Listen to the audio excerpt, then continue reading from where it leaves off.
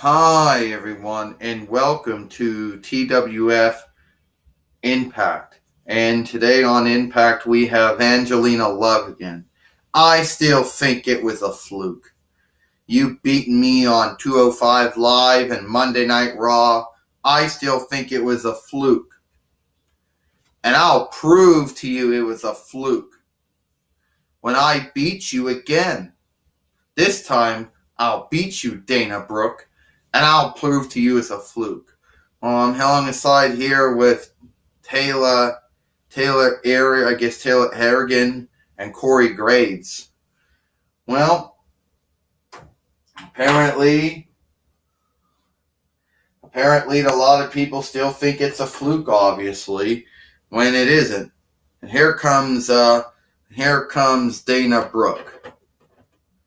So Angelina Love, you're still under the impression that me beating you twice was a fluke. Well, when I beat you again, maybe you'll prove it wasn't a fluke when I beat you again. You ever think of that? Yeah, that's a good thing, because I'm going to end up beating you. Hey, I have such a great idea. How about once again, we have Dana Brooke fight Angelina Love. And the winner from that will be the number one contender to the TWF Women's Heavyweight Championship.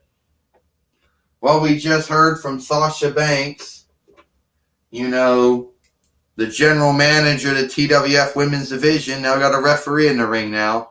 Ding, ding, ding. And Angelina Love trying to come after Dana Brooke, but Dana Brooke talked her down.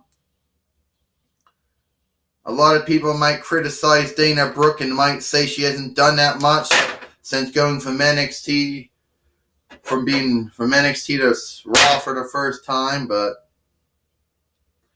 Dana Brooke, wait a minute, she's doing an elbow thing she always does to people in the corner. She's trying to take out Angelina Love, another body slam. Well, Corey Graves says, and the referee came and stay up in the ring, right? Now the referee's doing the count. 1, 2, 3, 4. Oh! And Taylor Harrigan says, why does Angelina Love think it's a fluke that Dana Brooke beat her? I don't know, another clothesline. Because it is a fluke. No way someone like Dana Brooke could have defeat Angelina Love, Taylor. Well, you're wrong about that, Taylor Harrigan says. I'll tell you, Corey, right now, that Angelina Love will not win. Uh-oh. Dana Brooke took care of Angelina Love. It's going to be over here. We don't know what her finishing mover is, but oh! It's over here. 1, 2, 3. Ding, ding, ding. Here is your winner. And now the number one contender to the TWF Women's Heavyweight Championship, Dana Brooke. So now Dana Brooke is now the number one contender.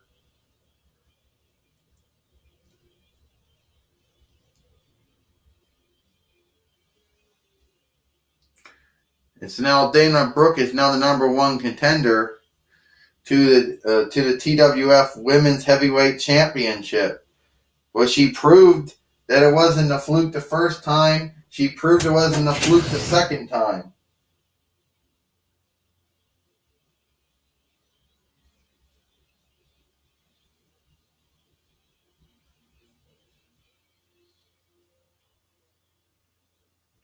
There we go. Well, she proved it wasn't a fluke the first time, and she proved it wasn't a fluke beating Angelina Love the second time. Well, on an earnest note here, no fun intended by the playing on the words here. Apparently, we're here with Renee Young, and Renee Young is apparently going to give us an update on the condition of update on Ernest P. Worrell and from what happened yesterday, what happened on NXT. Well, apparently, ladies and gentlemen,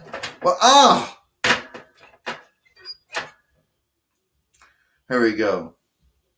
Men and women, at this time I would like to give an update on the commissioner of the Toy Wrestling Federation, Ernest P. Worrell, who was attacked by Velasquez and Kevin Owens on NXT.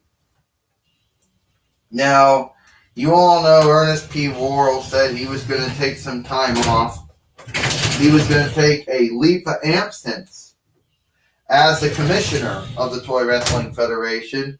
And at this time, Chief Executive Officer Ric Flair, Renee Young, first off, I would like to say that Velasquez and Kevin Owens, what they did was not right. What they did to Commissioner Ernest P. Worrell was not right. And me and the owner, Xena, we have been having meetings together about what to do about Velasquez and Kevin Owens. However, Ernest P. Worrell is still the commissioner, even though he has taken a leave of absence. So Velasquez and Kevin Owens had no right to attack him. So if Velasquez and Kevin Owens think for one moment that what they did to Ernest P. Worrell is going to go without any repercussions, they will be sadly mistaken. And I also understand you also have another decision. Yes, there is the Australia-New Zealand Championship that Xena has made, that we both have made, and that next week, General Manager Pee Wee Herman will name the people who will fight for the TWF Australia-New Zealand Championship. That is all I have to say. Oh, okay, Corey Graves says. So what I'm getting at here is that all the stuff that Ernest P. Worrell did, they weren't supposed to do anything back. No, they weren't, Taylor Harrigan says. He was the commissioner. They were supposed to just say, yeah, I unlooked you,